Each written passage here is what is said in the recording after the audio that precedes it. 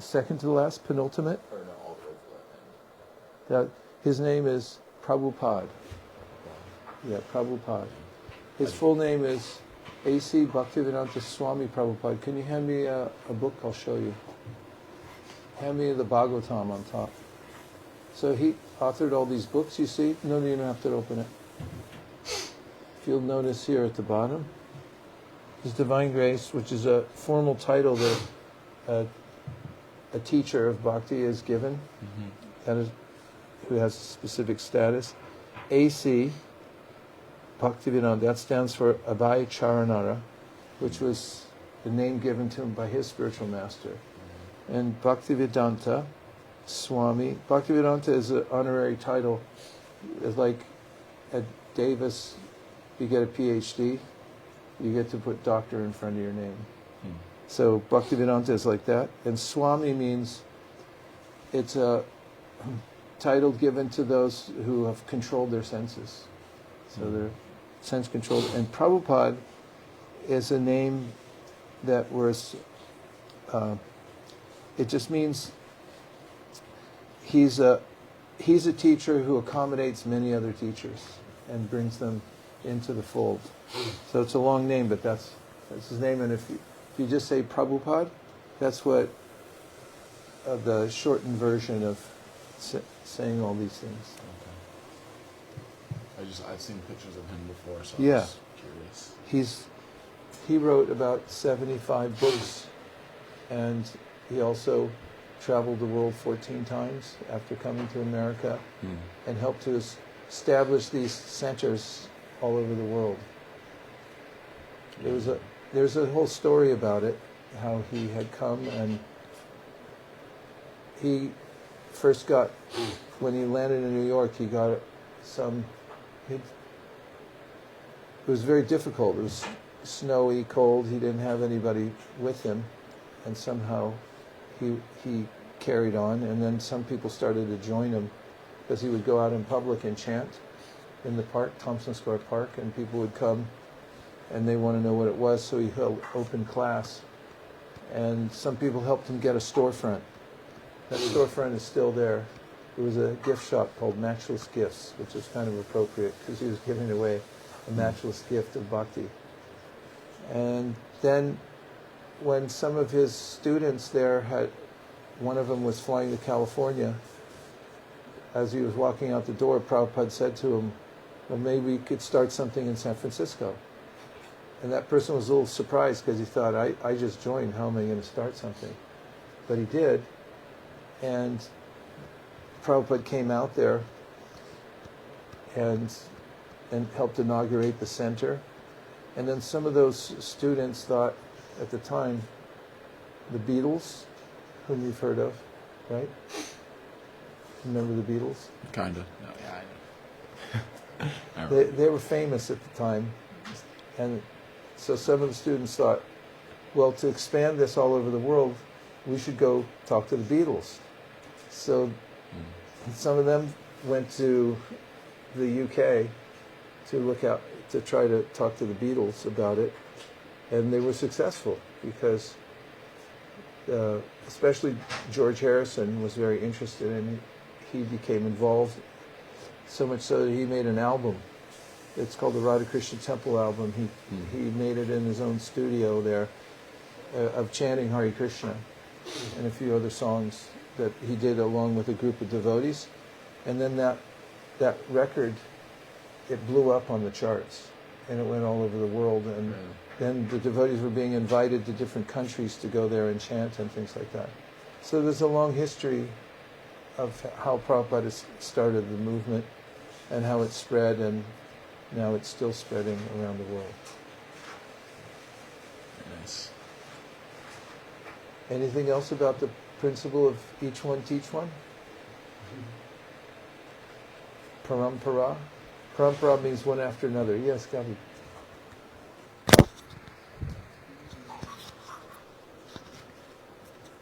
I heard this thing one time that I like to think about, and it goes something like this. Like, the one thing that makes, that defines us as, what makes humans unique amongst all other animals, Because I mean, I guess we're kind of animals too. So like, what makes us stand out as different from among other animals is that, you know, you could watch somebody do something and you could say, oh, look at them doing that. That's working out so great for them. I'm gonna do that too. We can learn from each other. And other animals can do this to an extent, but like not really the way we can. We can really incorporate this, and it's something that you can practice getting better at. But just that principle of like, you get taught and then you can become the teacher and you can pass on that knowledge to someone else is very like satisfying to our purpose almost. Like by definition, by what will make us human is that like, if we can really learn, you know, what can be greater than passing that on to someone else.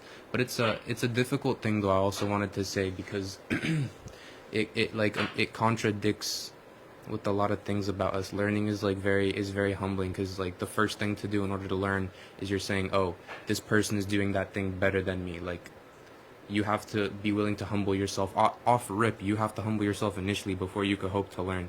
So it's daunting every time for sure. But yeah. But yeah, if you get over that obstacle, then you get the honor of being able to teach someone, I guess. So. I really like that. Could somebody pass me a Bhagavad Gita, please? Hopefully at a Hare Krishna temple you can find it. I got it. I just want to validate from Scripture what you just said. In the 13th chapter of the Bhagavad Gita, Krishna talks about the process of knowledge, and he talks about it as a process. And he says, in learning anything, especially spiritual knowledge, there are these elements. And there's a list of the elements, and here they are. First one, humility. Second, pridelessness. Nonviolence, tolerance. Simplicity, approaching a bona fide spiritual master. Cleanliness, steadiness, self-control. Renunciation of the objects of sense gratification. Absence of false ego. The perception of the evil of birth, death, old age, and disease. Detachment, freedom from entanglement with family, even-mindedness amid pleasant and unpleasant events, constant and unalloyed devotion to me, aspiring to live in a solitary place, detachment from the general mass of people, accepting the importance of self-realization, and philosophical research for the absolute truth. All these I declare to be knowledge, and besides this, whatever there may be is ignorance. So, yes, please.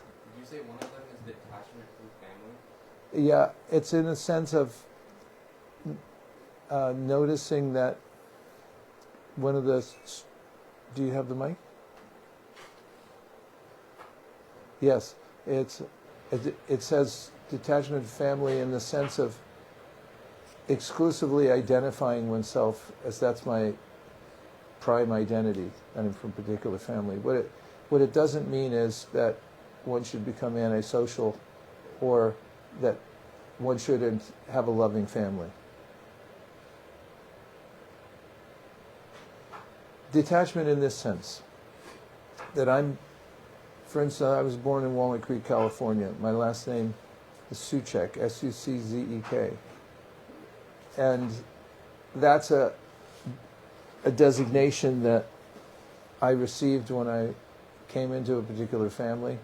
They put a name tag on me and said, this is your new name. But existentially, that identity is temporary. And as I've already seen, because now I'm 68, family has moved on. Mother, father, gone. Already lost my elder sister. And, it's lost. That whole designation is lost. So what it means is detachment from that focus on, this is me.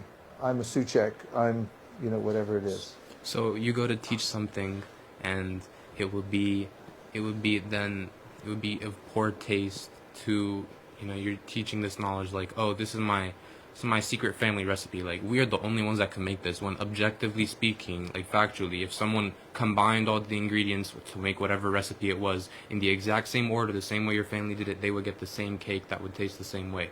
Like, so you're saying like it would be when you're teaching, you have to be kind of selfless of it. You have to be doing like, if you that would be what. Well, in this Dishonest context, teaching. Gabi, it really means to not identify with your body as yourself. And one of the strongest identifications is the name tag that I'm a particular kind of body.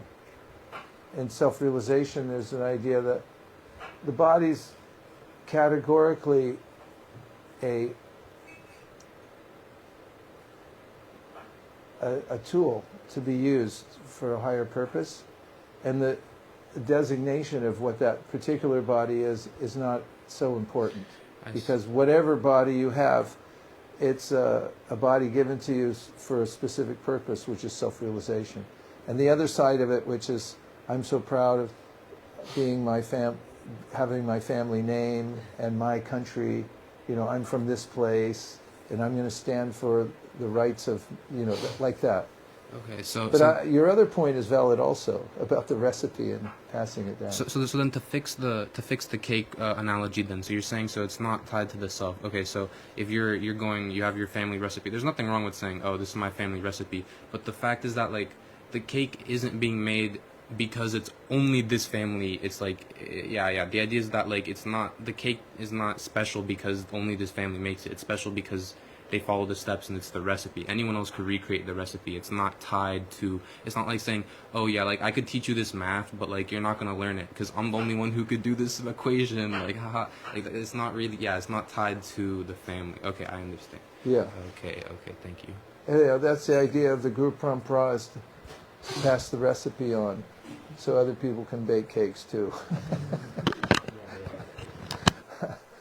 Any other points, questions about Guru Parampara and the idea of each one teach one? Okay. Then I'll talk about the next principle that is, so in a practice, in a recipe as you put it, there's a sequence. You put things together so that they line up and they coalesce in a proper way. So the next principle is the Lord Chaitanya principle. So we have a picture on the left-hand side, the smaller one up there. That's a picture of Lord Chaitanya. So Krishna is known as the Supreme Personality of Godhead, and then he has representative avatars that come to the world to also expand the teachings. And they come at various times. Actually, it's scheduled times. So at this particular time in the course of secular time in the universe, which is called Kali, it's like there's 4 seasons, and this season is a particular season called Kali.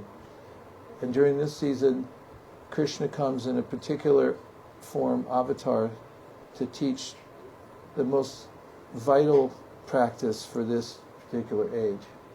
And so he's called Chaitanya.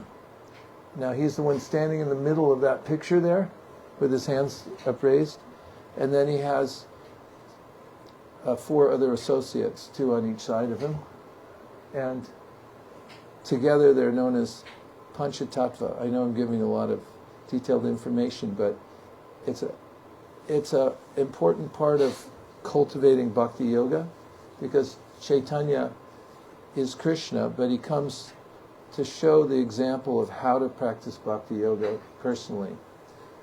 And then his other associates that are in that picture, they're all divine personalities who assist him in that process.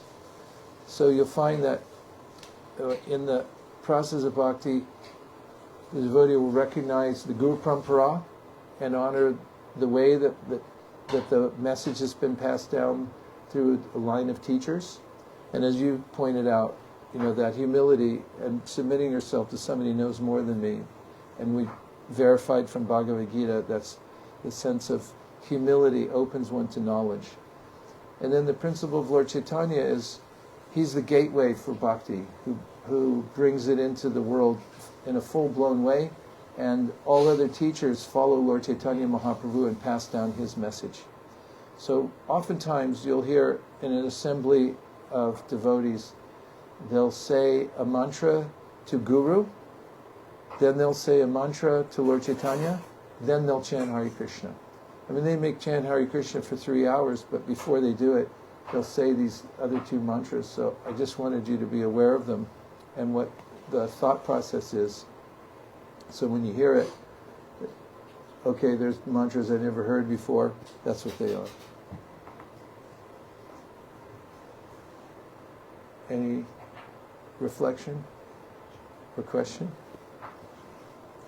Anybody need a chair? Okay. So I'll just give a sample of how this recipe works for perfecting the chanting of Hare Krishna. And this morning we did what's called japa meditation or mantra meditation, where you're saying the mantra to yourself. And then, as we did last night, and we'll do it kind of quietly because there's neighbors, but I'll chant the mantras that you'll hear sometimes that are the gateway mantras, starting with Guru, and then going to Lord Chaitanya, and then Hare Krishna. Does that sound good? Yes. It's 7:50. You have to go? No, I practice at 9:15. I just double check. What kind of practice? Football. I'm going to go with you. Come away.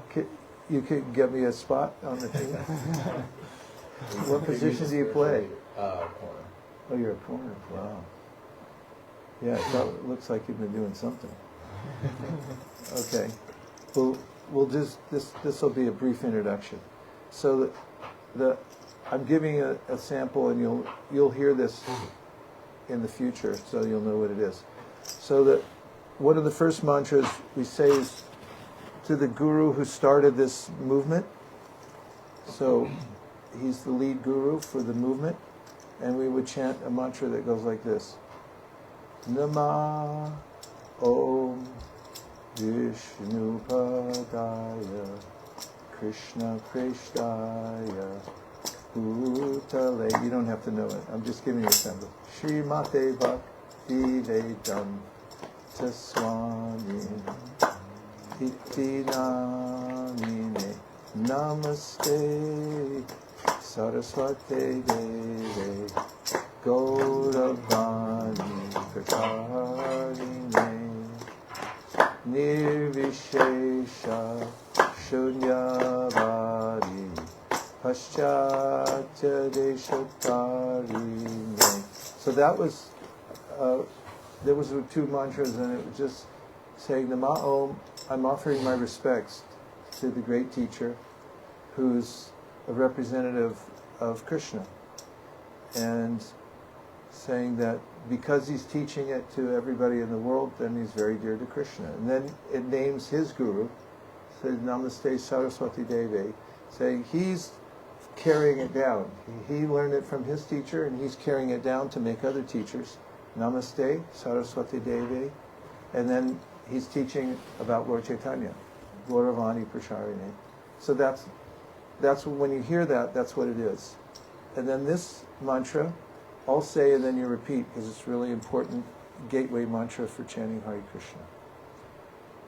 Jaya Jaya Shri Krishna Shri Krishna Chaitanya Chaitanya Prabhu Prabhu Nityananda Nityananda Shri Advaita Shri Advaita Gadadhar Gadadhar Srivas Srivas Adi Adi Gora Gaura Bhakta Vrinda. Bhaktavinda. That's naming all of those figures that you see there in that picture on the left. And it sounds like this. Jaya Shri Krishna Chaitanya Prabhu Nityananda Shri Advaita Gadadhar Srivasari Gaur Bhakta Vrinda. So that's that. Then would start Hare Krishna, Krishna Krishna, Hare Hare, Hare Rama, Rama Rama, Hare Hare. Hare Krishna, Krishna Krishna, Hare Hare, Hare Rama, Rama Rama, Hare Hare. Hare Krishna, Krishna Krishna, Hare Hare, Hare Rama, Rama Rama, Hare Hare. Hare Krishna, Krishna Krishna, Hare Hare, Hare Rama, Rama Rama, Hare Hare. Hare Krishna, Krishna Krishna, Hare Hare, Hare Rama, Rama Rama, Hare Hare. Hare Krishna, Krishna Krishna, Hare Hare, Hare Rama, Rama Rama, Hare Hare. And now I'm just going to read one verse in Srimad Bhagavatam. What time do you have to go? I was going to leave around 8:45ish, so Oh, okay. I've got time. All right. I just Are you lost good track. for time? Okay. First canto. So we're just chalking out a kind of normal morning program that you can do. We did a little japa earlier. You can walk, you can pace, you can sit. And the mantras we just did. And then we have a reading of the Srimad Bhagavatam. And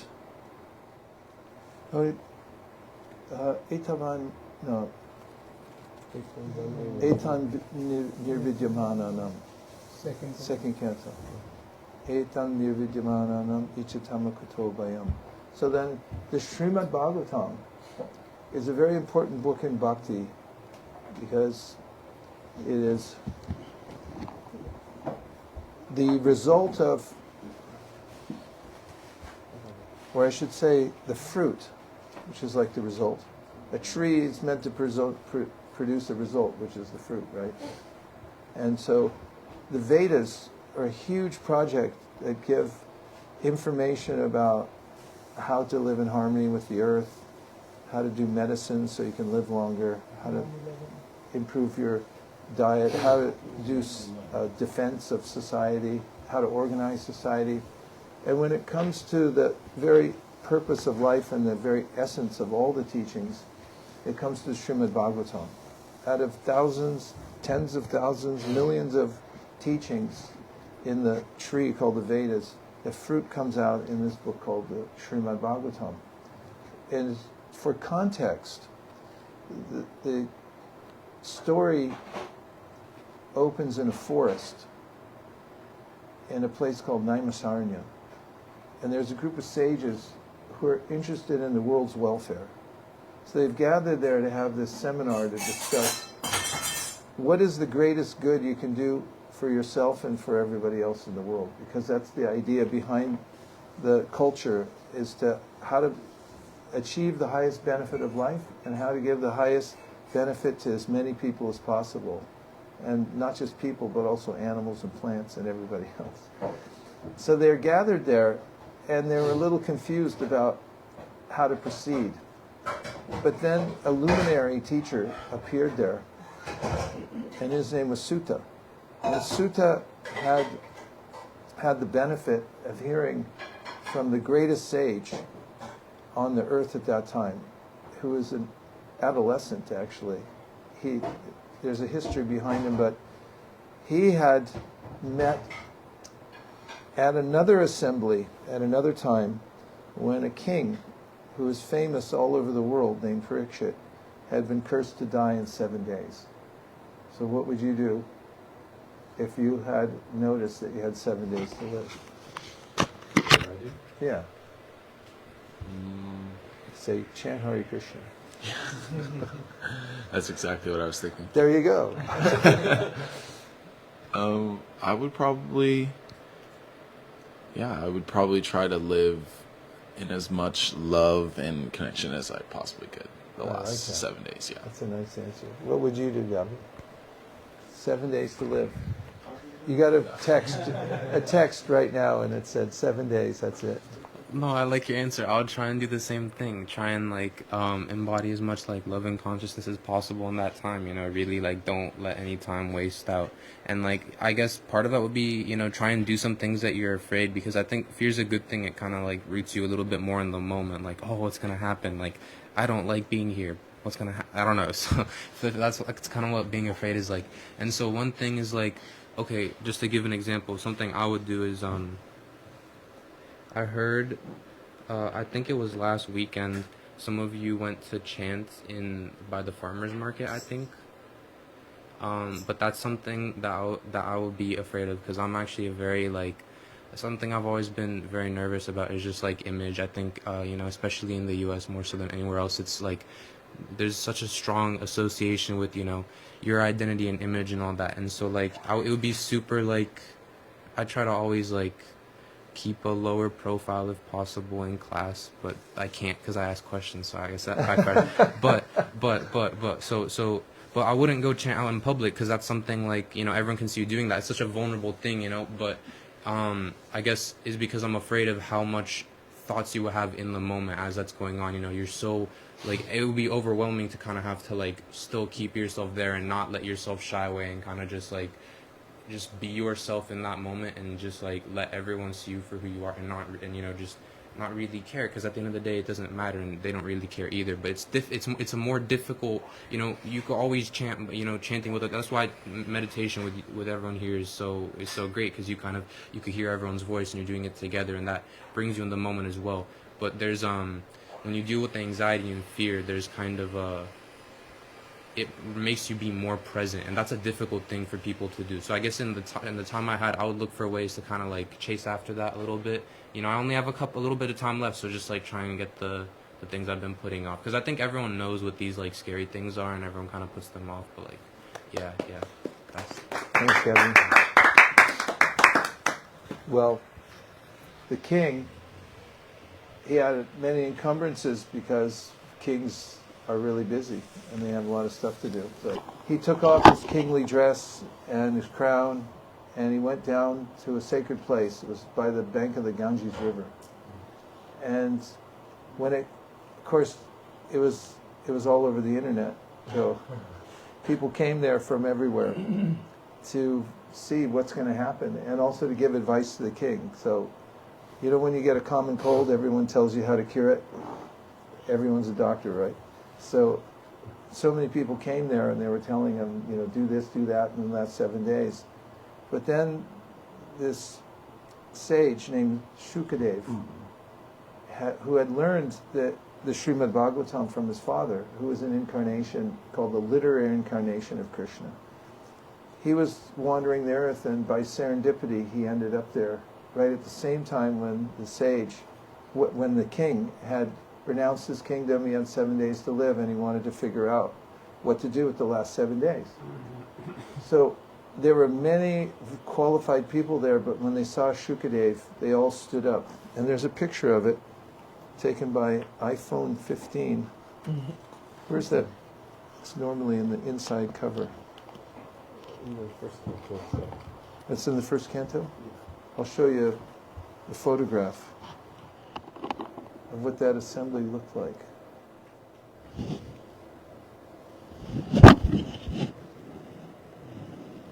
iPhone 16. So the king is sitting here, and Shukadev, they gave him a seat of esteem to teach. And he began teaching this book called the Srimad Bhagavatam. And so the question was from the king, what's the duty of somebody at the time of death? What should I do? What you said earlier,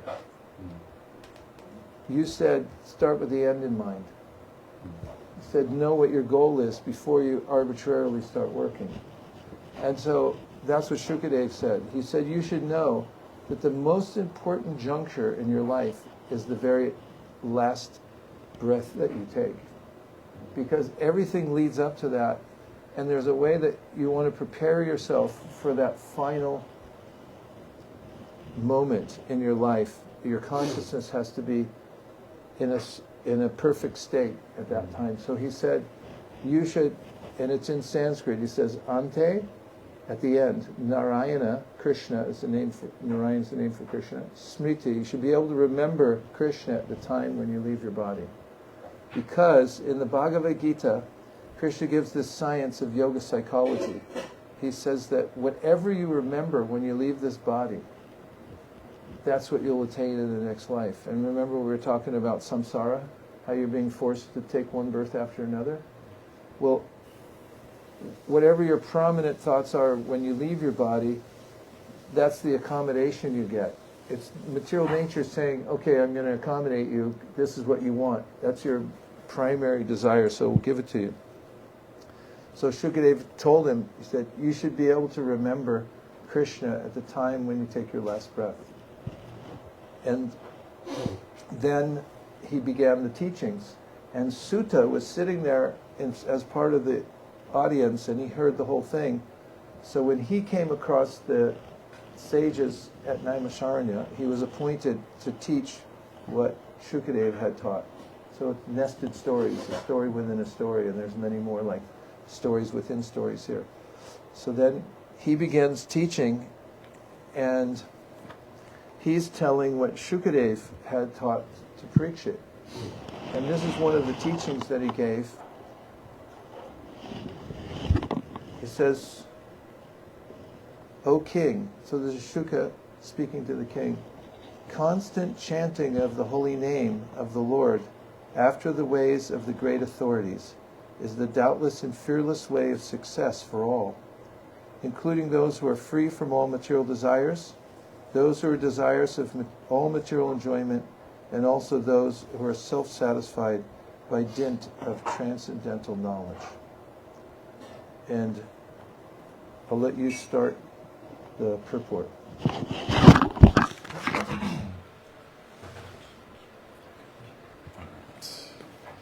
You want me to read this whole thing?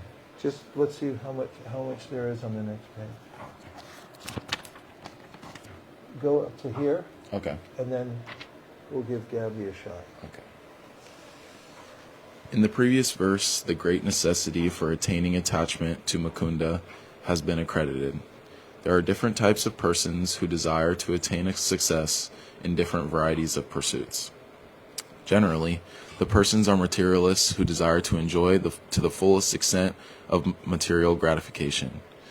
Next to them are the transcendentalists, who have attained perfect knowledge about the nature of material enjoyment and thus are aloof from such an illusory way of life.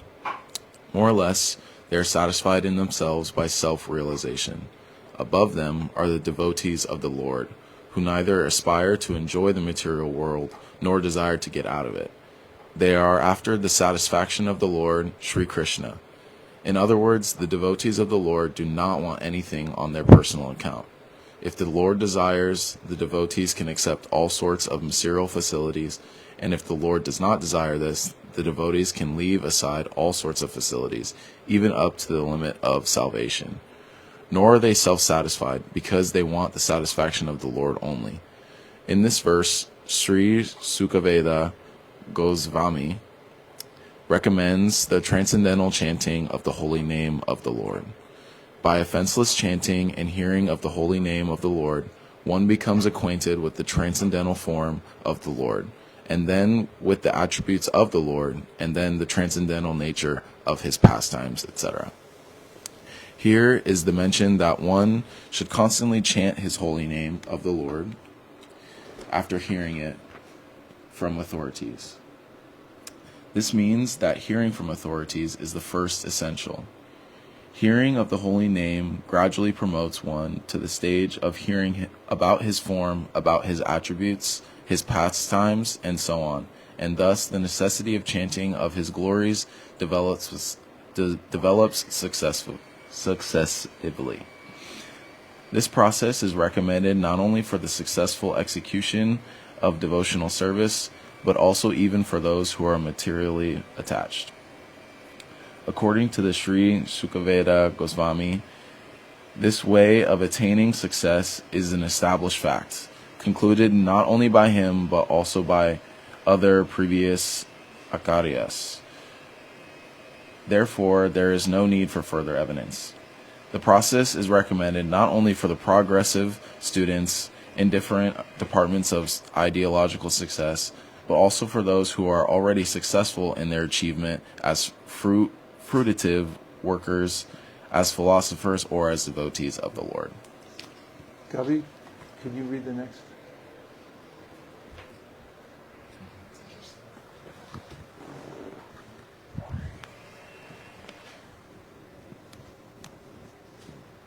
The next paragraph? That one, yeah, that side, right. Yeah, it starts here. Yeah.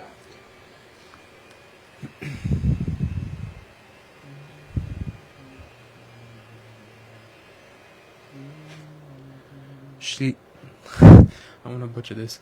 Srila Jiva Goswami Perfect, instructs. that's perfect. Really? You're doing great. Goswami instructs that chanting of the holy name of the Lord should be loudly done, and it should be performed offenselessly as well, as recommended in the Padma Purana. One can deliver himself from the effects of all sins by surrendering himself unto the Lord. One can deliver himself from all offenses at the feet of the Lord by taking shelter of his holy name, but one cannot protect himself if one commits an offense at the feet of the holy name of the Lord. Such offenses are mentioned in the Padma Purana as being 10 in number. The first offense is to vilify the great devotees who have preached about the glories of the Lord. To vilify the great devotees who have preached about the glories of the Lord. The second offense is to see the holy names of the Lord in terms of worldly distinction. The Lord is the proprietor of all the universes, and therefore he may be known in different places by different names, but that does not in any way qualify the fullness of the Lord. Any nomenclature which is meant for the Supreme Lord is as holy as the others because they are all meant for the Lord. Such holy names are as powerful as the Lord, and there is no bar for anyone in any part of the creation to chant and glorify the Lord by the particular name of the Lord, as it is all locally understood. They are all auspicious, and one should not distinguish such names of the Lord as material commodities. The third offense is to neglect the orders of the authorized acharyas. C's are pronounced in Sanskrit CH. CH. So when you ever see a C and it's in the context of Sanskrit, you just call it's cha. Okay. The third offense is to neglect the orders of the authorized acharyas, or spiritual masters. The fourth offense is to vilify... Wait, let me reread that. The third offense is to neglect the orders of the authorized acharyas, or spiritual masters. The fourth offense is to vilify scriptures or Vedic knowledge. The fifth offense is to define the holy name of the Lord in terms of one's mundane calculation. The holy name of the Lord is identical with the Lord himself, and one should not understand the holy name of the Lord to be non-different from him. The sixth offense is to interpret the holy name. The Lord is not imaginary, nor is his holy name. There are persons with a poor fund of knowledge who think the Lord is to be an imagination of the worshipper, and therefore think his holy name to be imaginary. Such a chanter of the name of the Lord cannot achieve the desired success in the matter of chanting the holy name.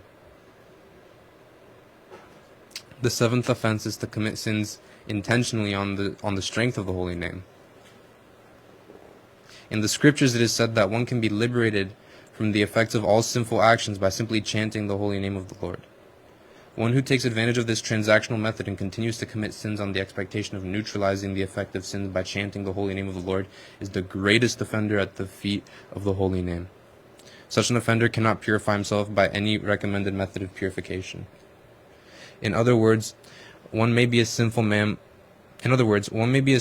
before chanting the holy name of the Lord, but after taking shelter in the holy name of the Lord and becoming immune, one should strictly restrain oneself from committing sinful acts with the hope that this method of chanting the holy name will give him protection.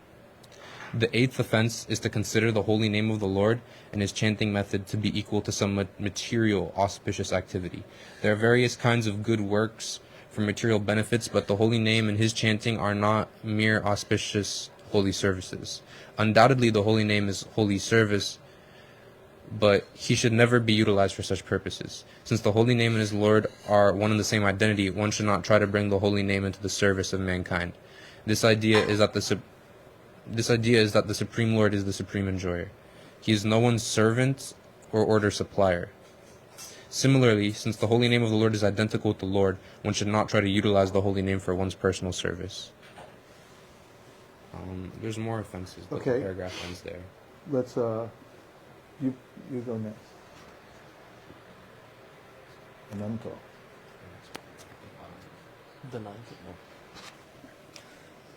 The ninth offense is to instruct those who are not interested in chanting the holy name of the Lord about the transcendental nature of the holy name. If such instruction is imparted to an unwilling audience, the act is considered to be an offense at the feet of the holy name. The 10th offense is to become uninterested in the holy name of the Lord, even after hearing of the transcendental nature of the holy name. The effect of chanting the holy name of the Lord is perceived by the chanter as liberation from the conception of false egoism. False egoism is exhibited by thinking oneself to be the enjoyer of the world and thinking everything in the world to be meant for the enjoyment of oneself only. The whole materialistic world is moving under such false egoism of I and mine, but the factual effect of chanting the holy name is to become free from such misconceptions. That reminds me of some of the things you were saying, Gabi, about what you would do in the last 7 days by overcoming that sense of ego, right? Yeah. Don't beat around the bush, right? Like, don't beat around the bush. You have 7 days. It's like a very similar thing. Okay, let me give you an example. Like, this manifests itself in, I went to office hours the other day because I had questions about the homework. But the thing about office hours is it's only like 1 hour long. And other people are going to go there too, so you might not even get the full allotted time. Something might happen. Yeah, the 7 days. What if you had some plans to do something and randomly your car has a flat tire. Now you couldn't live out those days the way you want. So I go to office hours and there's other people asking questions. So I can't just so other people asking questions and I didn't quite get to ask everything I wanted, and so it's about be careful the way you use your time. What you were saying before about going out into public and then being aware that you're thinking about how people are thinking of you, and that could be a distraction to your own connection with Krishna. And I really appreciated that point that you made. And let's see if there's any other questions from anything we heard. Yes. I really appreciated the fact that Can you hear over there, Gabi? Okay. in the commentary there's these mention of offenses, which I notice in my upbringing and the Judeo-Christian upbringing, that sometimes as soon as it's like accusative or kind of you're on the spot, it can push you away. But I notice that the explanations which are given are so commonsensical, and that there's a bit of like a mathematical equation to it, that if you apply these things, this is what the result is. So at the beginning, Prabhupada is saying that when one avoids these things, this is the result. So I was just curious to know about these offenses, which to me just seems like precautions to be respectful. Just respect the properties of others, the sign we saw out there. I was just wondering if you could expand on these principles of respect and explain how they're relevant to a chanting practice which is fruitful. Oh. Well, in the first that was listed there, it's first offense is to not have appreciation for those who are sincerely engaged in spiritual practice. And there's a principle that when you appreciate the good qualities in others, then they become part of you. But if you become envious of others or don't try to understand actually what they're doing and you disparage them, then you lose that advantage. Maybe I can do it here.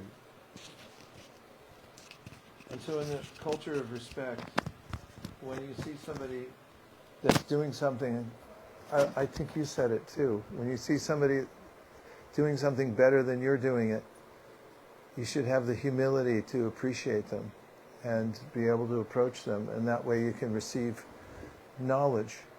So if you see somebody who's sincerely engaged in practicing God consciousness and chanting the Lord's names, if you take the urge of envy and then say something to knock them down a peg or two so that you feel better about yourself, then not only do you lose the opportunity to take on their good qualities and do what they're doing, but it's also kind of a universal way in which when somebody is sincerely trying to worship God and then you say something bad about them to defame them, then the person that they are aspiring to appreciate doesn't appreciate you. In this case, it's Krishna, the Supreme Personality of Godhead. And Krishna does take it personally when those who are his devotees are not spoken of kindly when they should be. And so we should respect also we mentioned also about we should respect our own consciousness and realize that it's not to be wasted. Because our consciousness is part of the Supreme Consciousness, therefore it's divine. We're units of the Supreme, like the sunshine is a unit of the sun. So we're the same as, but different at the same time. So when we notice our own consciousness, we should be respectful of it and not waste it.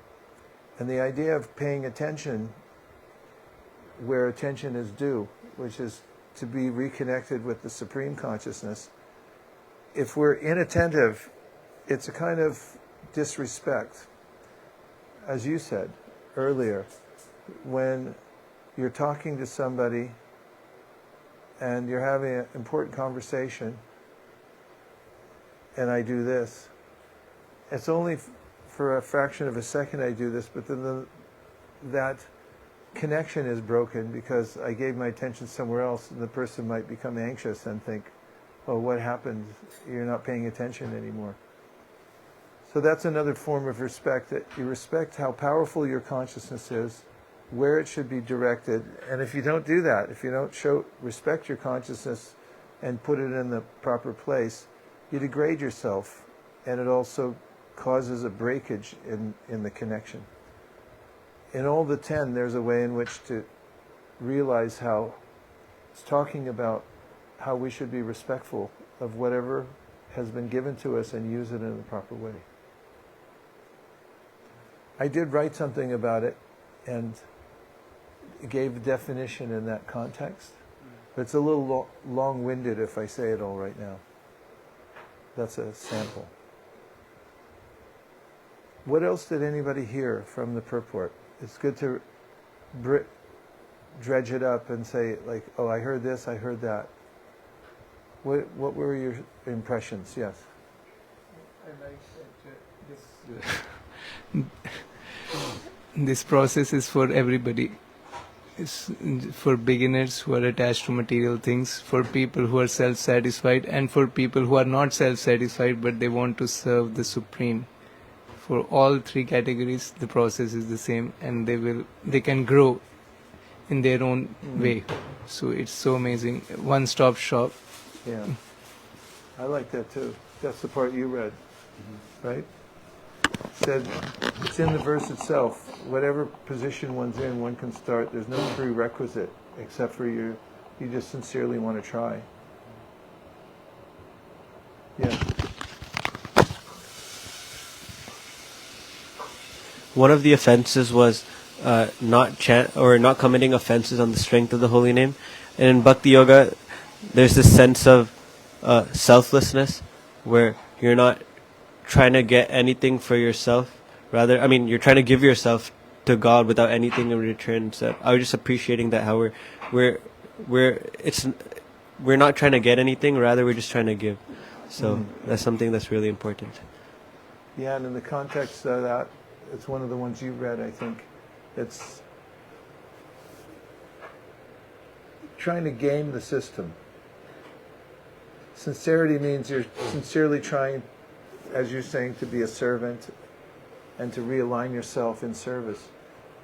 But the idea of the seventh offense is that I understand that the name of God is very powerful and that it purifies me.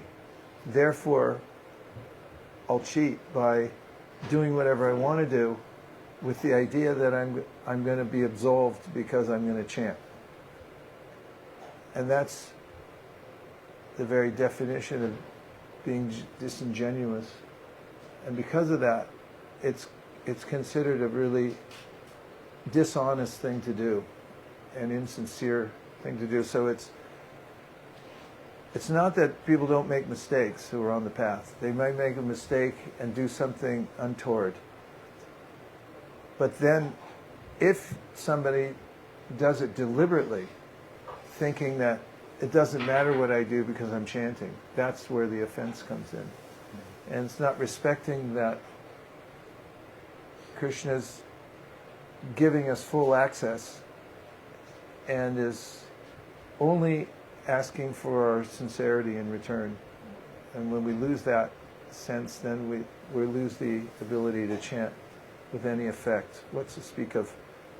It can be extremely counterproductive. Let's take two more. Yes. I have a connection. Okay, please.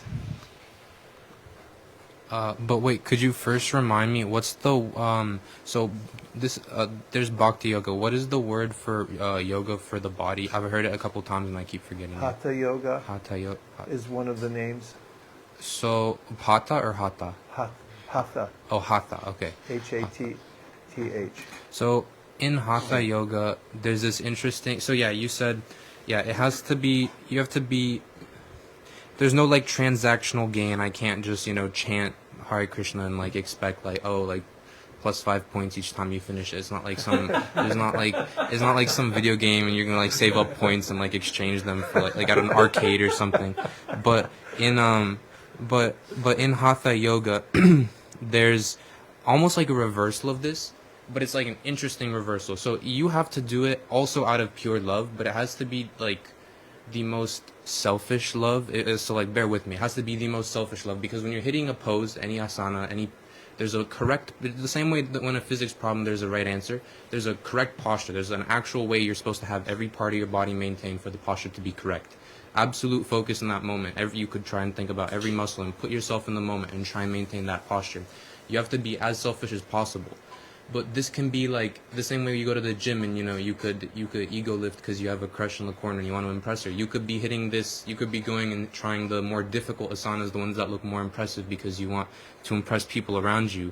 And you can notice how you kind of can mess up the way that you're going into poses because you're being selfish the wrong way about it. You're being selfish because I want to impress these people. You're not being selfish for your own gain. I'm not here stretching for my own gain. You want to be selfish in the right way. You want to be selfish in a kind of conscious, good way where I can only embody this posture, this pose as correctly as possible if I'm not looking over my shoulder to see if everyone's watching me do it, right? You have to be, it's for yourself. It's for yourself. You're stretching for yourself, right? And so it's like a conscious selfishness. So it's kind of an interesting reversal of a kind of reversal, but yeah, Yeah. that's what got me into this. Is doing It definitely lines up in the philosophical system.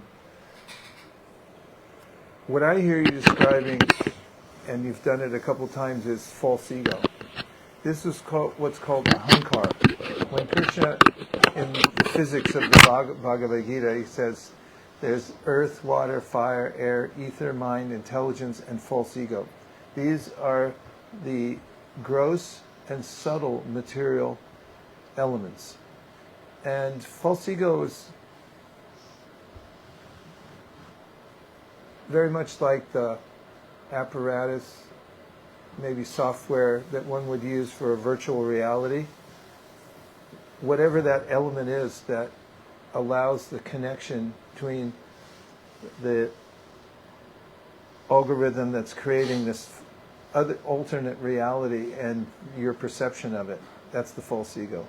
So, yes, go ahead. So I find it so funny that you mentioned that, because I know so few words, but Amkara is one that I have heard before. So it's this idea that like this false identity, it's this impermanent thing that you put upon yourself, but you have to be so aware that that is its exact qualities, that is transient, it's impermanent. For example, you go and have an interaction at the farmer's market, you are taking on the identity of a customer in that interaction. And so it serves you for the duration of that, and then you discard it. But you have to be conscious and aware of every time you put on this new false ego for somebody, that you're doing it. And so being conscious and selfish and, being aware of these forces as they go on throughout your day, and am I putting on an act for these people? And, it's a little game you can play with yourself. Am I putting on an act? You notice if the answer is yes, or why am I putting on an act? And then you learn a lot about yourself. Then you actually learn the true way you feel about people, because it's a tough thing, we lie to ourselves by nature. It's kind of, it's like a scary thing, I think the term for it in biology is homeostasis. Your body tries to maintain a same temperature. You want to be at peace always. So if you have thoughts that are causing you discord in your brain, and it's discomforting to think about them, you will try to lie to yourself. The ego will try to lie to yourself to maintain that homeostasis. It's a similar thing. It's the same way that, it's a psychological fact. You make negative attributions about other people and positive ones about yourself to maintain homeostasis. If someone trips and falls over, they could have been tired, they could have been up all night working and studying, you don't know, but you'll say, oh, look, they're so stupid, they trip. This guy can't even walk straight, he does not have it figured out. Or if I fail a test, I didn't fail the test because I didn't study hard enough. It's asking yourself, what's the lesson, right? I didn't fail the test because I didn't study hard enough. I failed the test because, the professor gave us really stupid questions. There's no way I could have done right on that, So it's kind of being aware of, paying attention to what you pay attention to. You're putting attention on these actual false lies that you tell yourself to hold your ego up, because you're just maintaining homeostasis. But be aware of these things. And then, it's this all ties to what we were talking about it earlier, when you're trying to, things you have to maintain when you're teaching, is that that absolute love, if you're teaching, and so, or you're learning something new, and it's a raw thing, and it pains you, your ego kind of flares up and says, hold up, I don't want to be talked to like this, but you have to remember to maintain that. I don't know. Everything is connected. It's all. Let me grab onto that connection, because I want to take your points, which are very well taken, about the ego. So there's ahankara, and I really liked your definition of it. One of them was relational, how you go as a customer, and then, it's constantly changing. So there is a permanent ego, or if there's a false ego, there's a true ego. On a number line, there's negative numbers, then zero, then the positive numbers. So the false ego takes us into the negative territory. We're accumulating, we think we're making progress in certain ways, but it's actually on the number line, it's negative. And when people come to a path of self-realization, they may then realize, oh yeah, I'm being forced by ahankara to do all these things, and it has nothing to do with my real self. So then they try to find relief from that, as you're describing, how inconvenient it is to be constantly pushed by the false ego to do something that's not really in your best interest. So then there are philosophies that bring us from the negative numbers all the way up to zero.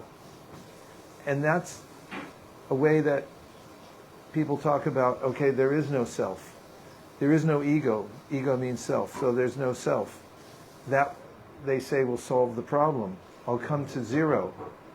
But then the Bhagavatam says, wait a minute, the number line goes on. From zero, it goes up to the positive numbers.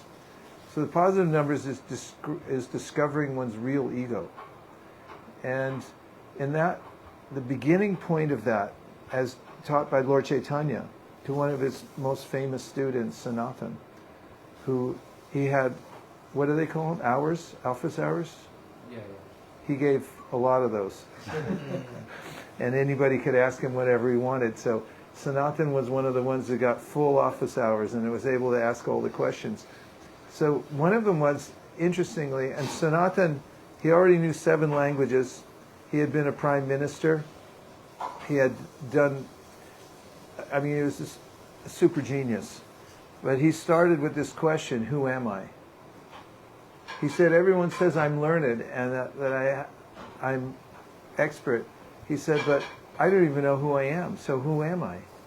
And then Lord Chaitanya starts on the positive numbers. He says, your real ego is that you're eternally part of Krishna, and as a part, your position is that you're his appreciator and servant, and that's your eternal position. And once you step onto that number one positive on the number line, then you're ready to expand unlimitedly in the positive direction from that ego, and that's called the real ego, and as opposed to the ahankar, the false ego. Yeah. Well, I have another connection because this is something that because I mean I thought about all this and I reached the dead end and I was like, wait, this doesn't make any sense, right? Earlier I said what makes humans unique? Oh, well, we can learn, right? But if the point is that okay, the definition then is that you can learn and change, then well, what makes you you? If the whole point is that you're always changing, you're always learning from people, you're changing so much every day, well, what is actually unique about you? What is that? What is your the soul or what that one part of you, right? And so that positive side on the number line, that makes sense. That's it. Yeah, and that's the starting point for real life. Otherwise, as Carl Jung put it, it's shadow. It's an imaginary self, and I'm engaging in many ways in the world in the imaginary self, and that what he describes the shadow is all these impressions that I've accumulated in relationship to my false self. And in his term, you have to become individuated, and that means coming to the point of understanding real ego. And it's parallel with Bhagavad Gita and so forth. So, okay, we're counting down a few minutes because you have to go to your practice. We should run a few laps around the block to get you warmed up before you get to practice, right? He has to go. He's got to. It's almost 20 till.